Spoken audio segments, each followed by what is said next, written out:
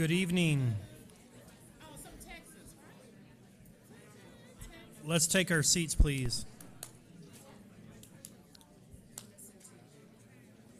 Dave's right there and Charles is right there.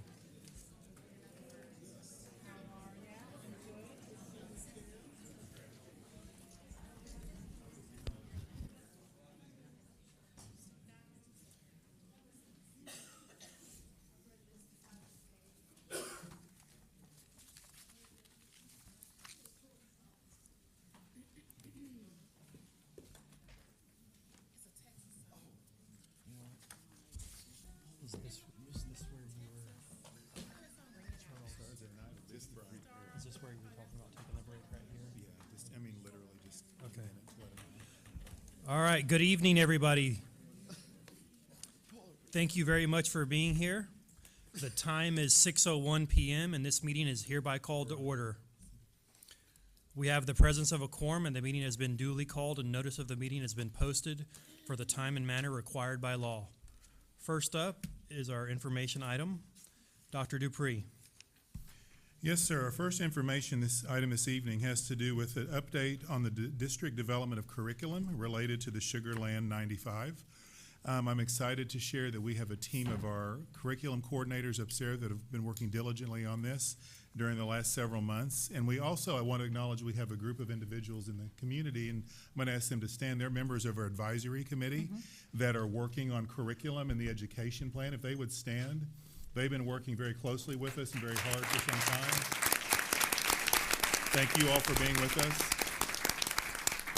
I'll inform the board immediately following this presentation, they're going to go convene upstairs with our curriculum team and just kind of have a debrief and a working time together to kind of continue their effort with staff. So I'm excited about this presentation this evening. I'm going to turn it over to Deanna Saavedra, our Chief Academic Officer, to begin. Thank you, Dr. Dupree, and good evening, members of the board and President Berdine. As Dr. Dupree indicated tonight, we want to share with you how the district intends to honor local history associated with the Sugar Land 95.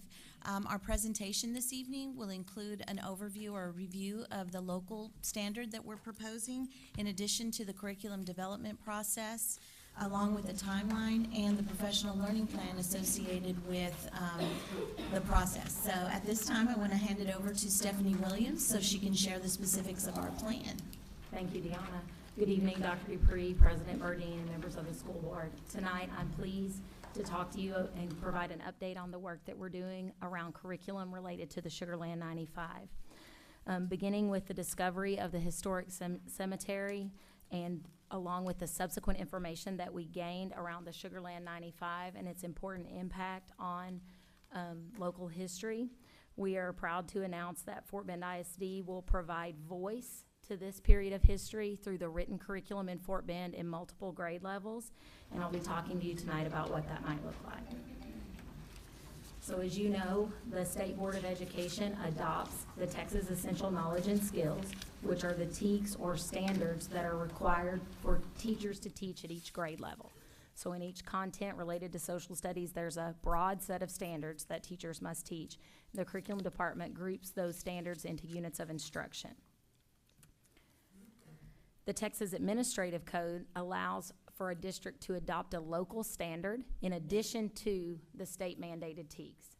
So Fort Bend ISD, if approved in May, will adopt a local standard tied to the Sugar Land 95, which will allow us to teach in our grade levels the local leaders that were involved, around the convict leasing program, and then historical events and landmarks related to this important history. In order to prepare for writing the curriculum, it was important for our team to engage in learning. So the social studies curriculum team has been working to develop background information that will be used to train teachers in order to provide context for the convict leasing system and how that came about in our nation, but most importantly here in Fort Bend ISD. This research will provide a foundation for identifying the units of instruction which are appropriate to include the convict leasing system, and will help us with context and the time period related to Texas and U.S. history. What you see right now is the proposed local standard. So Fort Bend 1, the student understands how historians use information acquired from a variety of sources to interpret local history while applying critical thinking skills. So the first thing that we hope that you notice in the draft of the standard is that it's broad. While it allows for us to address the recent discovery with Sugar Land 95, it is open for other local historical events that should also be deemed important to include in the written curriculum. The other thing about this standard is it is skills-based, and so what that means is that we can support the development of critical thinking, which is outlined in our profile of a graduate, by having students demonstrate their understanding in grade level appropriate ways. So in lower grades, they might summarize what they know about how historians use information. As they progress throughout the curriculum, they would analyze historical documents and provide inferences or have discussions around why those documents were necessary and what impact they had both locally and nationally. So this slide shows the timeline, and it just gives you a representation of the work that we've started and what's ahead. First, we've developed the proposed local standard that you were just able to view. We're currently engaged in stakeholder input. We've been meeting with K through 10th or 12th grade teachers to get feedback from them around the standard, how broad it is and how it might be addressed in their curriculum. Tonight, as Dr. Dupree said, we'll be meeting with the Education Subcommittee to gather the same level of input from them. And then we also have a larger community meeting scheduled in April in order to invite a broader base of our community members to provide feedback. In May, using that feedback, we hope to bring a revised local standard to you for adoption. Once adopted, we'll be able to deepen the curriculum development. So we're already working on some foundational documents for curriculum development. We'll be able to get specific as to the grade levels and what types of learning experiences students would engage in. And then most importantly, we'll engage teachers in professional learning and resource identification so that we would be able to launch instruction on the Sugar Land 95 in the coming school year. When we think about the curriculum development process, normally curriculum development starts with a TEK, a Texas Essential Knowledge and Skill, or a standard for students to learn. So once the board in May adopts the local standard, then we'll begin to design student learning experiences and identify the curricular supports that might be needed by both teachers and even supports that parents might need as they discuss this content at home. Related to grade level integration, Texas or U.S. history is taught currently in grades 4, 5, 7, 8, and of course U.S. history. So our team has been able to look at the units of instruction and identify that those grade levels would support our local standard and would provide for the opportunity to integrate the content into existing units of instruction so that teachers don't feel a hard stop around local history, that it's a natural part of learning during the time period or in the context of history. And then the opportunity that we have here is really around the design of student learning experiences.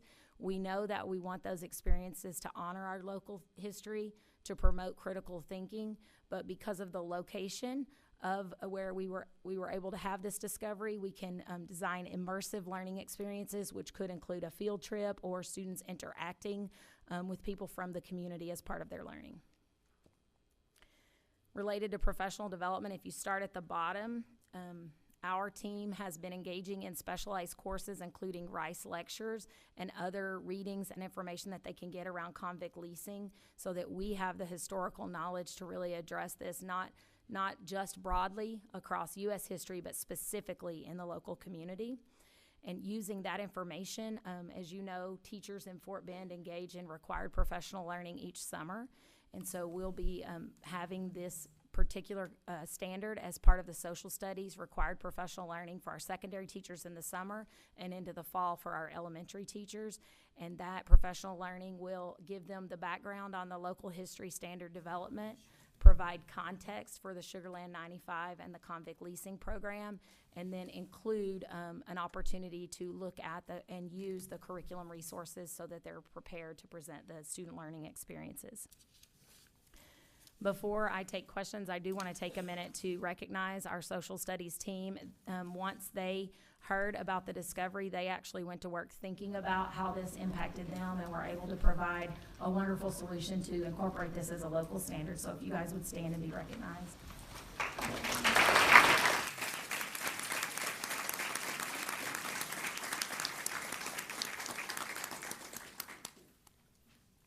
at this time, I'd be happy to take questions.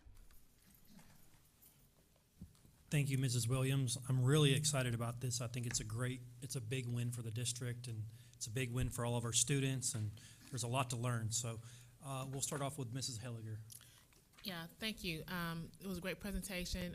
Just really wanted to say something very similar to that. This is a great opportunity for us to memorialize these men and the history that's so strong within Fort Bend County, and especially in Sugar Land. I'm really proud that we are taking this approach. I would love to see it go even further than local history, because this is, but hey, let me start here first and go into more of a Texas state history.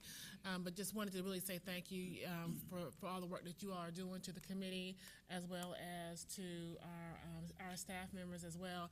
Outside of the math and science, social studies was my second favorite subject in school. Thank you. Thank you. Mrs. Taussand? Thank you. So yeah, just a couple of quick questions. But first of all, I wanted to thank the committee, the community committee especially, for your work, and then all of our history teachers and those of you who have invested time in this. I know when the discovery first came to the attention of the board, one of the first things we said was, okay, how can our students learn from this? And so this is a really good start for us in Fort Bend, for our students to be able to learn from it. And I heard you talk about being a critical thinker, and that's one of the attributes of a profile. But this whole process has really brought us through a lot of the attributes of the profile, and being a lifelong learner is one of them, because this has just really come really to the surface for a lot of us in Fort Bend County. And I hear a lot of Texas history in this too, so that was one of my questions. Was I saw U.S. history, but have we considered how this can be incorporated into Texas history classes, since it is, of course, here in Texas? So was there a reason for that particular decision? So in elementary, the courses are not named by the period of history that they cover, yet Texas history is covered in 4, 5, 7, and so that's where Texas history would. Okay, so it would be covered in those Yes. classes. Okay, very good. The other thing I wanted to ask about, have we explored any certifications or anything that we could potentially offer at the James Reese Center that can connect our students to the history that the building was, on the site where the building is built? And I don't know what that looks like, but as I'm thinking through it, I mean, we had, I think, some forensic students that visited when we were unearthing some of the graves, and I know that I think I sent Charles a couple of history type certifications, and so I don't know. Have we explored that? Do we intend to explore that? We have not explored that yet, but we can certainly address that with Meredith and see what opportunities are out there. We have looked at what it would look like to have a special topics course in high school, but the certification may be able to pair nicely there. Yeah. So I would love to see us look into that and see how, especially on that site, we could have something specific there. So thank you guys for your work on this. I think this is a huge opportunity for our students to learn. So appreciate your work. Thank you, Mrs. Taussand. Mr. Rice? Thank you, thank you, Mr. Burdine. Well, I agree with my colleagues on this program. My question particularly is, how are we going to memorialize the curriculum so that it can be used year after year after year? Memorialize the curriculum or the artifacts that are discovered? Well, how are we going to keep this fresh so that it can be included in the lesson planning? Okay.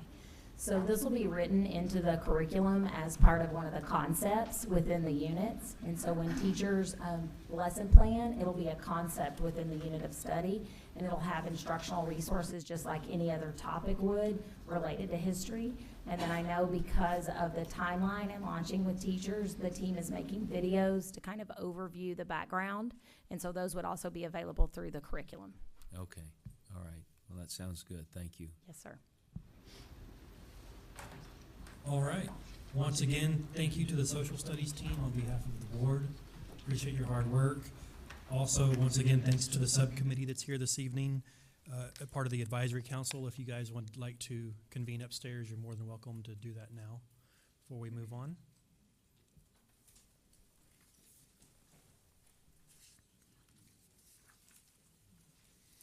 And next on our agenda here will be our legislative update, Dr. Dupree. Yes, sir. Last week was a huge week for public education, and that could go a lot of different ways. But bottom line is the House passed House Bill 3, and now it's moving into the Senate side of the chamber. And so I've asked Steve to provide us an update this evening, a legislative update. We'll be doing more legislative conversation next week, but we'll get started this evening. Steve? Thank you, sir. Mr. President, members of the board. So yes, it has been a wild ride up till now. Luckily, we're more than halfway, and can't wait for it to be over. So just to set where we have been, so just get to here. So we're in 2019 legislative session. So the last time they changed the basic allotment was in 2015. They increased it by $100. But that was almost completely offset by how much they asked districts to pay for the TRS addition and payroll tax. Then the Supreme Court came in with their ruling. The only gains we had in 17 were the Austin yield. And so districts across the state, we're definitely have kind of been at the end of their rope. And in that time, in those 4 years, you saw many districts do TREs. And over half of the districts in the state have done TREs past this point. I don't have that exact number with me, but I know it's more than half. And we had definitely talked that if we weren't going to get anything new out of 2019, that we would need to do a TRE. And so we've been looking at this, with a lot of hope, but we're still, the jury's still out. And so let me get to that. So these are the key finance bills. Both of the appropriation bills, have been passed. Luckily, the Senate was originally at $6 billion. They came up and added $3 billion to match the House, which is a good thing. Senate Bill 3, which we've spoken about before, that passed right away and is just waiting. It hasn't been sent to the House as part of any kind of conference. But the House Bill 3 did pass, as Dr. Dupree mentioned. Senate Bill 4, there is an outline for it, and there are some key parameters that it has, but it's not the 186 pages that the original House Bill 3 was. I'm not sure where they're at now. I know that that bill has been sent over to the Senate, and so I suspect they'll make some changes. They'll take the ones that they like and probably add that to their bill, and then they'll go into conference after they pass the bill. But I haven't seen anything scheduled yet in terms of conference committee discussion. Senate Bill 5, I added that on here because that's something that would just increase the homestead exemption outright. It's actually easier for taxpayers to understand that versus a compression of 4 pennies, which is what is in the current House bill. And so we'll have to see what happens with that. Mandatory sales disclosure and the modify equal and uniform provisions, that touches on what I've spoken about before in here in terms of closing the loophole. I was able to testify on the mandatory sales disclosure because that made it to committee, and it was a very interesting discussion. I don't see any momentum for anything like that in the Senate, but if the House is able to pass something or even get it to the floor, that'll help with any kind of momentum for future sessions, because I do think that would be a game changer with regard to revenue statewide. And then also, we know that what's out there is to increase the TRS contributions for school districts. That's Senate Bill 393, and we are expecting that. So House Bill 3, we've talked about these things, and in a lot of ways, it is a transformational bill. And people think that it's transformational because of, I think, the items that are in bold there. The major change is increasing the ways of compensatory education. Because of the costs associated with delivering quality instruction to kids of poverty and the different instructional settings you need to have, which we're working on and been delivering, it is more expensive. And so to increase those weights is way overdue. Some stuff there for CTE, dual language and dyslexia, full day pre-K being mandatory for eligible.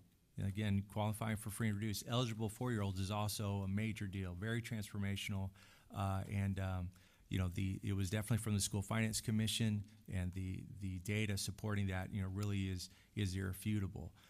So those items are transformational. The amount overall that's been committed, could be looked at as transformational, but because the cost of education index was repealed, there are definitely districts that ended up on the short side, and unfortunately we're one of them. And so we'll talk some more about that here in a second. Some of the other changes, major changes, so the golden penny yield is decreasing. It's going down to 7.6 million. So basically they're uncoupling it from the Austin yield.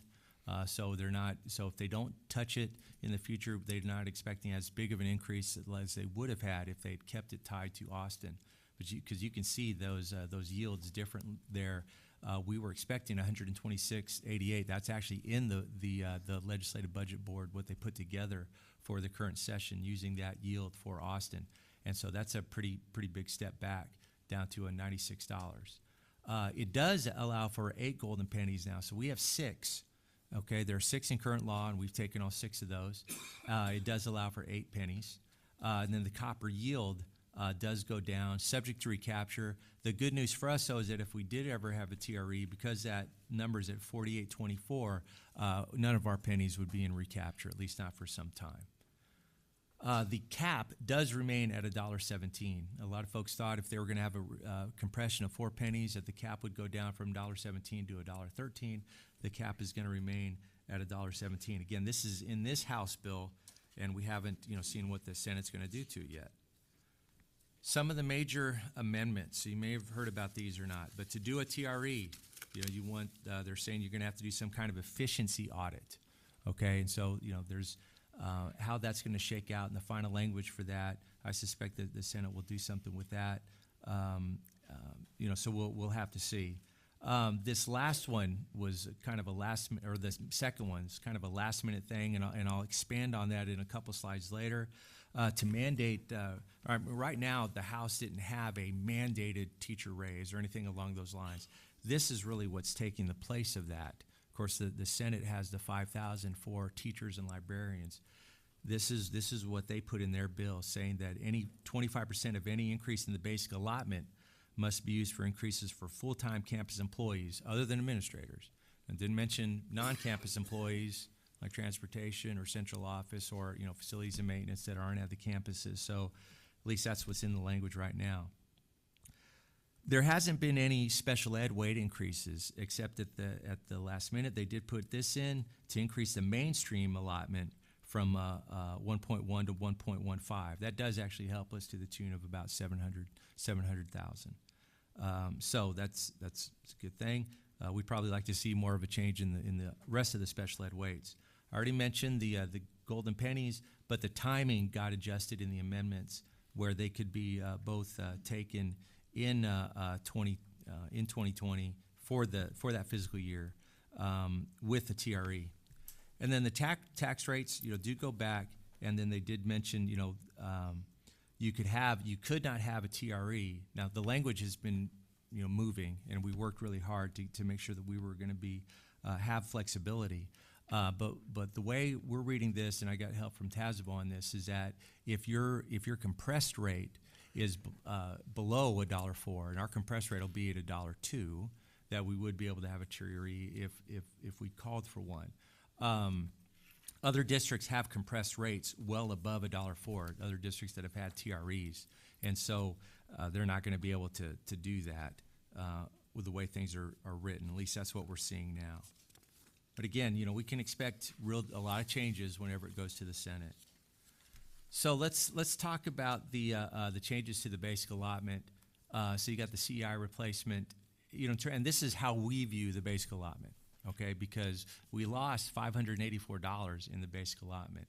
The property tax relief, because they're compressing 4 pennies, they had to make that up, and they're making that up in 2 ways. There's part of the basic allotment adjustment is to make up for those 4 pennies, but they're also reducing the local share. And you may remember some of the other slides I've shown you how that local share is calculated and how it's just plugged into Tier 1. It's a negative number. Well, they're going to decrease the local share because we're not going to be collecting as much taxes with 4 pennies less. And so, but some of it's going to be basic allotment. So No one knows really the what that amount is. But because if you look at 4 pennies and what they're putting into it, about $3 billion, that equates to about $225 in basic allotment. Well, I don't think all of it is related to the basic allotment. I think 100 is probably a good number, as good as any, absent any information, so I put 100 here. That's an estimate. So we know that the 206 is a plug to get us up to the $890. That's the change in the overall basic allotment, okay? So, but if this bill goes through and if this is what the Senate adopts, 25% of that increase is going to have to go to teacher or campus raises, okay? So let's see how that looks out here. So the BA, from our perspective, needed to cover those raises. If you look at the $584 that we lose on the CEI, you look at that other 100, and then you bring in the mandatory campus raises, 223. So we'd end up, there's your actual, we would end up with a shortfall of $17 on the basic allotment, okay? So we'd end up in the situation of having an unfunded mandate with regard to the salary, the mandatory salaries that we would have to do. Now, there is a little bit of a silver lining in that. I'll get to this hold harmless here. So in the original bill, and this made it through, and I thought this could impact us if we did have the 5,000 mandatory raise, if that came through. They did have this saying that if there were mandatory increases and you didn't get enough to cover it, that they were going to hold you harmless. They were going to cover those expenses, including additional benefit costs for Medicare. And I'm putting on here, we may qualify, because again, it depends on what the final, we know there's going to be some kind of mandatory raises. We just don't know what yet. And so we may qualify for that, I'm not sure. The work that we really did behind the scenes to get the bill modified was some kind of transitional hold harmless, because we lost the CEI. That was that paragraph there is really the result of that. Every district's going to gain at least 3% compared to current law, okay? And I just saw the Moat Casey runs, for that. I put, there's different ways to interpret that, and so I put on the slide between 18 and 20. The Moat Casey, what they sent at about 4:30 today, estimated that we would be at the 3%, 3.0% gain, and it would be 18.6 million. Okay, so we do have that going for us in terms of being above current law, and we'll be putting new numbers together for you in the future. This is just our legislative briefing. So those hold the harmlesses, though, don't consider the raises for non-campus staff. They don't consider the cost for pre-K expansion. Now, and they don't include the cost for other board priorities. Let me get back. I apologize. I should have said something about this before. Because I'm talking about the full day pre-K. It's mandatory for eligible 4-year-olds, and how they want us to pay for that is with this early reading allotment, okay? And that's why I have in their pre-K offset. It's worth $5.3 million. That's calculated by, if they look at our free and reduced kiddos that are between kindergarten through 3rd, okay, that are eligible, we would get 0.1 of the basic allotment, for each one of those. And if they're ELL, we'll get an additional 0.1. And for the most part, that could equal, about half of the basic allotment. And you already get the other half when pre-K, for the half day. The problem is that 5.3 million is already included in our revenue number. Okay, I mean, it's already included in our revenue number, and the costs associated with hiring the teachers associated with doing this is not in the mix. And so we had that discussion with the chairman. I'm not really sure what to say on that, but they structured it this way at the request of the governor's office, and that's really how it's set up. I'm hoping in the future they just say, okay, here's just the other half, and they roll it into the half of the ADA, because that would have a big impact on us. Okay. And then other board priorities, and I'll touch on some of those here in a bit. So, the bill, depending on how you look at it, can be transformational. I got this information from the Equity Center. One thing we do believe, though, is that inequity is going to expand if this bill stands as it is, if this is what is finally adopted and put into law. So if you look at the, if you take all the districts, all 1,040 districts, you split them up into groups of 10%, you can see the wealth per WADA, and this is where recapture comes into play. You get the wealth per WADA. All of the districts that are in the ninth and of course the wealthiest, they are all in recapture. If you look at the revenue gains, especially for the wealthiest districts, their gain per ADA on average is going to be $15.77 per on average, and that's significantly higher than any of the poorer groups. So you can see that. So the gap between the haves and the have-nots is going to expand. Can I jump in? I just want to make sure to clarify, and you're talking about wealth, property wealth. Mhm. You're not talking about student, like free and reduced lunch. Right, You're I'm talking not. about property wealth. Property wealth. I just want to make sure That's exactly right. Property wealth is what determines whether or not a district's in recapture, not the wealth of the population or the students themselves, okay? So, and again, we just have on there where our wealth per watt is. We've highlighted the eighth row. We're a Chapter 41 district. Our wealth per watt, recalculating with some of our growth, and the change when you pull the CI out is at 384,000. So we have a long way to go before we're in recapture, even for the copper pennies.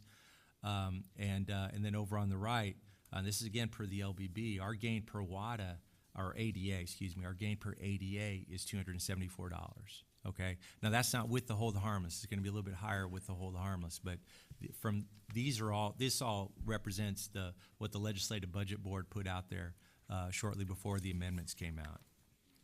So inequity does expand.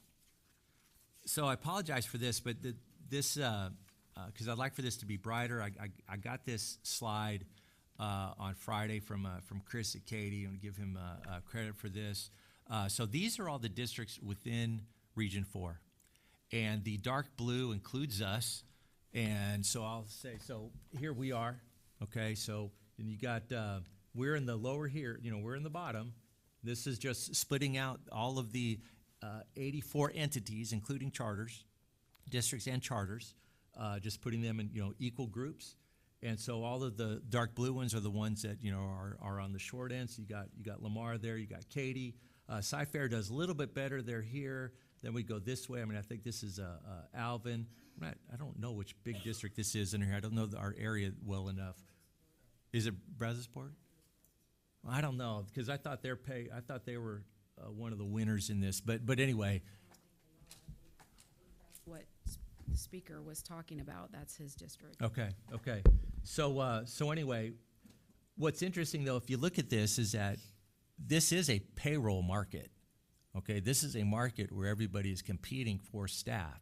Now, obviously, we compete with staff more closely with Cy-Fair, Lamar, and Katy because they're closer to us. But when you think about it, though, I mean, we are competing with everybody here, and so this is Aldine. They're definitely one of the winners. You get A-Leaf and Spring Branch. Houston's kind of literally and figuratively right in the middle. And so here you have the minimum and maximum gain per ADA for those districts. And again, we're at 274. So we're on the upper end of the lower group. But there's some districts around us that are going to be getting significant windfalls, and so it's going to present a challenge for us without any more new funding. Oh, one other thing on here, if you look, and this is also just one of the scary points, is the charters. So if you look at all the charters, 15 of them are in the top group. Okay, 15 of them are in the top group, and so anyway, I'll just leave it at that. I could go on and on. Okay. So, bottom line, plenty of uncertainty, okay? Even with the approval, there's still uncertainty over the comp ed numbers because they're going to do it based on census data. All of the stuff we've gotten from the Equity Center, from OKC, and LBB, it's really guesstimates because the data currently doesn't exist within TEA for the census tract. Okay, the way that they're going to do it.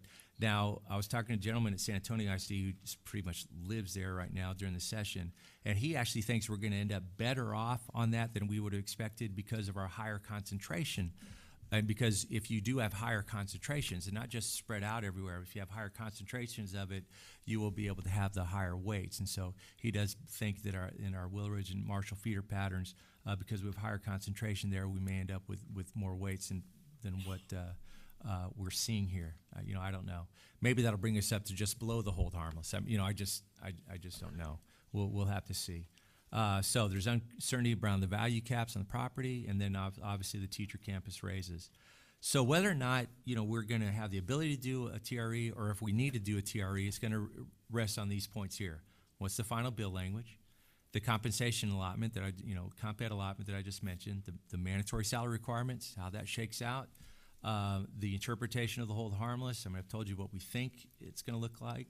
Now, there is going to be a plus in the Harvey property value loss relief. There is some money that's going to come to us there. How much, I don't know. But it will be one-time money. Okay, we know that. Now, but if it's 10 million, 20 million, that's something that could help us potentially put off doing a TRE for a year. We'll wait and see. The additional golden pennies, okay? If that's something, that we're going to need. And then also, we always have to look at the reallocation of resources. So these are the things these are the things that I think about driving back and forth from Austin. Okay, so where does this leave us? You saw this slide last time, so I'm sorry I had to resurrect it again for this one. So it's not just about finance. Before I get into the other bills, so these are the strategic priorities that we're working on, and E-Team has been meeting to prioritize things. We have we've already put in some initial investments for the early college high schools. We're going to need to expand those over the years as kids matriculate up. We're going to want to do more on the early literacy centers, special ed student identification. We've mentioned that. You've seen some data on that. Safety and security enhancements. You got to include IT security in that because we need to have better IT security. GT offerings, then compensation for non-teaching employees or non-campus employees, depending on how the bill shakes out, and then pre-K expansion, because again that is going to be costly. So staff has been working to prioritize those initiatives, as I mentioned. So other bills is of interest. So we have a headlining there is the House Bill 4179 to allow Fort Bend County to operate a cemetery. Hopefully that'll go through. The big accountability bill. There's more on accountability here in a minute, but this is going to be at in the Education Committee on Tuesday. Will be a simplification, and so we're hopeful that this will go through. I'm going to testify on the next one tomorrow relating to charter responses. So we've been sending in these responses whenever we get an application. We get a copy of an application and we look at it and okay, that's not great. So we put in some information on how we think it can impact us, and then it goes to TEA and we never hear anything. Right now they don't have to do anything. It could just be going into a circular file. We'd like to see some kind of response from TEA acknowledging the impact at the very least. And so that's what we'll be talking about tomorrow, as well as HB 636. We already disclose, who everybody we do business with, okay? But charters don't have to do that, and so we'd like for them to have to do that as well, just more to level the playing field. More then on a lot on accountability. Deanna, is there anything you want to mention on these? Sorry to put you on the spot, but there's a lot going on, as you can see. Right. Well, there's a number of bills, as you see up on the screen, that are associated with assessment and accountability. Some related to eliminating some of the assessments, some simply tied to giving assessments that align with the assessments recognized by the federal government. Some also with the proposing the elimination of the A through F system. So there's a number of bills that are going through the Senate and the House that where people are proposing some changes to our assessment and accountability. Okay, other bills. So these are some of the things we talked about this morning. So Senate Bill 9 addresses election integrity. So that could be interesting on how that gets done. And these are out of committee. These top three are actually out of committee. Using government communication systems to distribute political advertising. There could be some penalties associated with that are fairly harsh. And then 1569, I don't know what to say about this one. So creating a criminal offense to use public money, even if it's a mistake, so I don't know what the House will do with that, but anyway, this is something that's out of committee on the Senate side. 2073 could impact us because, because we do have less than 180 days of instruction. So they're thinking, well, if you have less than that, you don't need all the training days that you have. So I don't know. I mean, we think we do, so we'll have to see, what happens with that. So I haven't seen when that's going to get discussed at committee, so maybe we need to be there for that one. And then there's other bills. I mean, bond limitations. I mean, if there were things in here that, that we felt like we should bring to you, we would, but there's other stuff on there, bond limitations, transparency, special ed, more on accountability, gifted and talented and charters, et cetera, et cetera. Okay. Be happy to take any questions. Mrs. Tossane? I guess I'll go first since I'm the legislative liaison. I've been working with Steve a little bit on some of this stuff. So the first thing I want to do, and I did this last time and I'm going to do it again, because Steve has spent a lot of time in Austin testifying, not just testifying, but running back and forth, talking to our legislators and making sure that they know what our positions are on all of this stuff. So my hat's off to him. Even last Wednesday, when House Bill 3 was debated on the floor, I wasn't able to go. Steve was there. I was texting him, run back here, talk to this person, do this, and he was doing it and was there to make sure that our position was represented, not just with our representatives, but with the chairman. And I also want to give a shout out to Representative Miller and Chairman Huberty and Speaker Bonin and Representative Reynolds and Representative Zerwas, or Chairman Zerwas, and Representative Stevenson. All of them have given us a lot of time and have listened to our views and really have fought for us. I mean, Chairman Zerwas came off the floor to talk to Steve and to make sure that he understood what our positions were. So I just have to say that publicly, how hard they have worked for us. Chairman Huberty even gave a shout out to Fort Bend ISD on the floor and said that he was trying to make sure that we were taken care of. So I just want to say how much we really appreciate that and appreciate them working with us. So I just want to clarify a couple things and then ask a couple questions. So back on slide 4, when we talk about the full day pre-K, where are our special education weights in this? The only change in special ed weights in House Bill 3 is the addition of dyslexia, which is a new weight, and then the change to the mainstream. Okay, there are no other changes to the special ed weights, for any of them. So I want to make sure that we understand this as a board because, of course, the information that you have presented to us, Steve, in the past is that we're going to have a $24 to $30 million shortfall very soon in the next couple of years, and that is not being addressed in the legislature anywhere right now. And so it is beyond my comprehension how a state that has been found in violation of the law, not in one way, but in multiple ways, is not even talking about funding special education. And we have this corrective action plan out there, and it's, in my opinion, woefully underestimated how much it's going to cost. Certainly it doesn't take into consideration how much it's going to cost us locally, and they're not even talking about it. It's not even a topic of conversation. On top of that, we have discovered that the federal court that held Texas in violation a second time of federal law because we reduced special education funding in Texas when we were not supposed to do that. And we thought it was going to cost us about $33 million as a state, and it's now looking like it's going to cost us over $100 million as a state. And so there's going to be a press conference on Thursday in Austin that I've been invited to go to speak out against this, and to really ask the state what they're going to do. What is the plan? If we have to send over $100 million back to the federal government, exactly how are we planning on funding special education, much less the corrective action plan that's in place. And I haven't seen a plan for that. I'm now chairing the TEA Special Education Continuing Advisory Committee, and they have not presented that to us. So I don't really know what's going to happen in Texas, but I just want this board to be aware of that. And it's, in addition to all the other gaps, there's nothing out there that's going to fill that financial gap, that funding gap for us.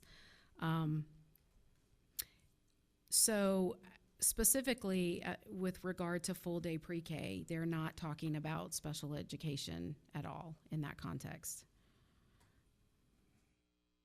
Well, the eligibility is not changing, but any child that qualifies for special education services, regardless of their income, does qualify for pre-K. Right, but we're changing the weights for the free and reduced and for the ELL, but we're not talking about. No, the only thing, and if you remember, is whenever we were on the Senate side a couple weeks ago, Senator Bencourt's staffers, they believed that there would be some movement in the weights for special ed, but so we'll have to see what happens and what's in the Senate bill when that gets finalized and taken to committee. Well, I think they said, "Oh, don't worry about it. We're going to take care of special ed," but we haven't seen any indication of that. So, okay, on slide 5, I just wanted to make sure that it now allows for 8 golden pennies.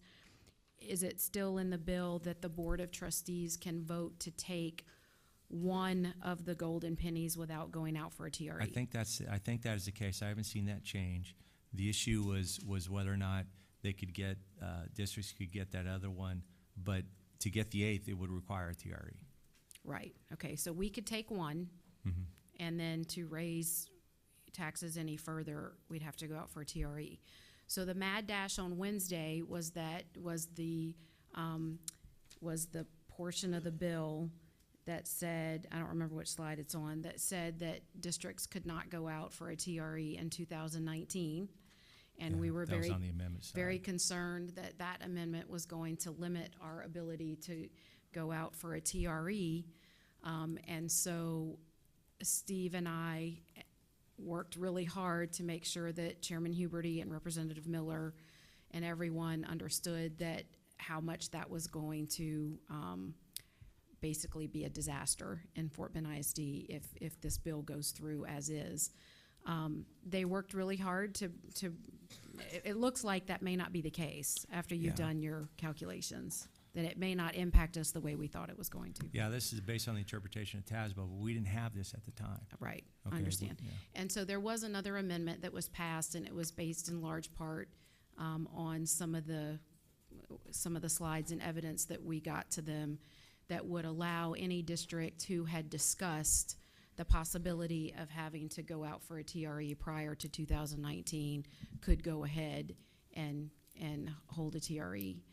Now, the language didn't come out quite like they told us it would, but they assured us that they would take care of it in conference committee. So we'll wait to see if that happens, but it sounds like we may be okay anyway. Is that okay? Is that right? On slide 6, the efficiency audit that's required, what do we estimate that will cost Fort Bend ISD? I've seen estimates of up to $1 million. I mean, the parameters haven't been completely spelled out yet. I mean, right now we pay about $100,000 to Whitley Penn, Kelly, just a little bit under than that. So to do our external audit, okay. And they're here for a long time, so when people are saying, $1 million, I mean, I'm not sure what all they're supposed to be doing. And so. Do we even know what an efficiency audit is? No, I don't think we do. But whenever this came through, I texted Dr. Dupree that this was the consultant full employment provision, and so anyway, it's, I don't know. We'll see. So we'll wait to see exactly what that means to know what it would cost us. But when is this? Is it looking like it's going to go into effect September 1? I mean, I think it would go. It would be September 1. Okay.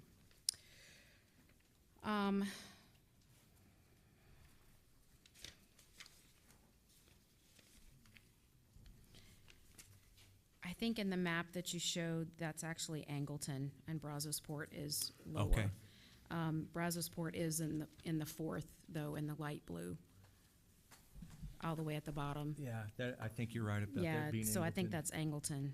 I looked it up, just for clarification. So I did text Representative Miller this morning about House Bill 4242 and asked him to support it, and I'll get in touch with our other representatives and senators, our representatives especially, and I asked for their support on that one. So I also texted Representative Miller this morning, or yesterday, about on slide 18 about SB 9, SB 904, and SB 1569. But our senators really need to be made aware. These bills were extremely disturbing to me. And we all need to be aware of them and the fact that they pass committee, and make sure that we're telling our senators and our representatives. I have an idea of why these bills are there, but, it's political in nature and extremely disturbing that we would make criminal private conversations among school district employees. I can't even imagine how this would be enforced. So it's really disturbing. I don't know. I basically texted and said, if you intend to support this, I'd like to know what the rationale is. I'd like to know why you're supporting this. There's one of them says that you can't even use district Wi-Fi to send emails that are could be deemed political in nature, which is really scary for all of us, because what does that mean exactly? And because we're elected officials, there are probably lots of things that could be viewed as political in nature. So it's very concerning. Like, for example, when we're texting our elected officials to give them advice on how to vote for a bill. Yeah, exactly. Yeah, over Wi-Fi here. Yeah. Exactly. It's scary. It's really Or sending them an email, right? yeah, it's really very scary so I urge everyone who's listening now to please write and call our senators, and really even those who aren't our senators, and tell them to please not vote for these, or at the very least, our representatives, so that if it gets moved over to the House, that they can kill it. I can't imagine that it would become law, but it's really scary that they're out of committee. So I just wanted to bring that to attention. I think that's all I have for now, because we're kind of in a wait and see mode. But thanks to you and your team, your team did a lot last Wednesday to help us get some of the information that Chairman Huberty was asking for. So I appreciate if they're here and they want to stand, whoever helped us with all of that. Brian's here. I don't know if Yeah. Luis is here. Yeah. So I thank- just wanted to oh, yeah, say there's thank Luis. you guys. Yeah, because you were very responsive and very quick, and I really appreciate it. And so thanks for all your work, Steve, and holding. Well, the whole team's really stepped up while The I've been gone, communications so- team jumped in on that too. Yeah, I would add. yeah. Oh, So yeah, thanks yeah, to the definitely. communications team. Yeah, everybody. It was sort of an emergency, and everyone really stepped up very quickly. So Yep. I just want to say thanks for that, because we, usually when they need things, it's like, I need it right now. I'm standing here. Okay. So thank you guys for all your work on that. Thank you, Mrs. Tossan. Mr. Rice? Thank you, Mr. Burdine, and Mrs. Tossan. Thank you for your efforts in advocacy. I know it's hard to go testify because you just have to show up, and you may be there all day long, and you may or may not get to testify. But thank you for doing that, and also to you, Mr. Bassett. I would like to ask you on page 5. So we know that Tier 1 is now, instead of $1, it's 96 cents. What is the recapture threshold? It used to be you entered Chapter 41 when your property wealth per WADA exceeded $319,500. but the threshold was 514,000 for recapture. Does that remain the same? No, if the basic allotment goes up to 60/30 and $6,030, the way law stands, you wouldn't be into recapture until your wealth per watt goes over $603,000 per student. So we would be that much farther away. Okay, so it's kind of a sliding scale because we were about $440,000, I thought. Yeah, I don't think I think we may have gotten a 414. 414. But we're a little bit lower than that now. But how does is that the final number after they bought down the property tax? Yes. Okay. So 603 for tier 1, and what is it for tier 2? Oh, for tier 2, so there you have the 4824. So the 482,000 would be the threshold for the copper penny. So if we had, let's say we had a TRE in the future, and then a few years later, we end up above 482 per, then we would be subject to some recapture. But that number could change. There's mandatory compression as yields increase. So anyway, but I do anticipate 482. We can use that as a planning number. Okay, because I think tier 2 used to be $319,000. Yes. And we definitely were in recapture under the old system. Right, and that's why we created the slides. If we did a TRE, then we would be sharing some of that money with Austin if we had done that in the past. And so and just I want to restate what I heard Mrs. Tossan say just to make sure I remember it correctly. We're at $1.06. So we're going to be compressed down to 96 cents. So we'll be at $1.02. Yes. And there'll be 2 more additional golden pennies. We can take one, at least it's not final yet, without a TRE. Mm-hmm. And the other one we can take with the TRE, provided our rollback rate is less than $1.04, and we're at $1.02. Right. Okay. And they've decoupled it from the Austin yield, which I think I heard you say we were going to be at $126 per penny. Right. And now we're going to be 160% of our basic allotment. So the basic allotment is what they give us per watta times our number of watta. Yes. So 160% of that gets factored in. So that's $96.48. That's almost that's a $30 per penny.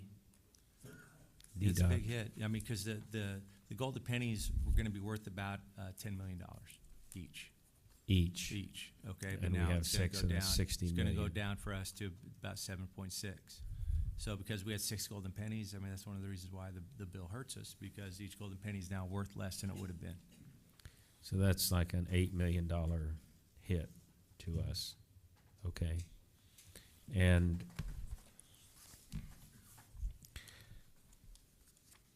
okay, I have questions on the efficiency audit too, but we don't know what that is, so there's no point talking about it right now. And let me ask you this question. In 2005, when the tax rate was compressed from $1.50 to $1, and the legislature created the business franchise tax to make up the difference. And we know they've done away with that over time. And I think in this session, they're going to do away with the remainder of that. And I believe in part that's led to the over-reliance on local property tax revenue. And we hear a lot about, oh, we're getting $9 billion and so forth and so on. That's exciting if it comes to pass. But I don't hear anybody talking about how we're going to replace the revenue stream. And we had a very reliable revenue stream of local property taxes when anyone who owns a home and their property values go up, they or their mortgage company pay each year their property taxes to the school district, and if they don't, then our tax collector gets after them. And then if we were in recapture, we'd be writing a check to the state. So that seems like that's a very reliable revenue stream for the state. Mhm. But are they replacing that with internet sales tax? Well, they're confident that the sales taxes will be in place.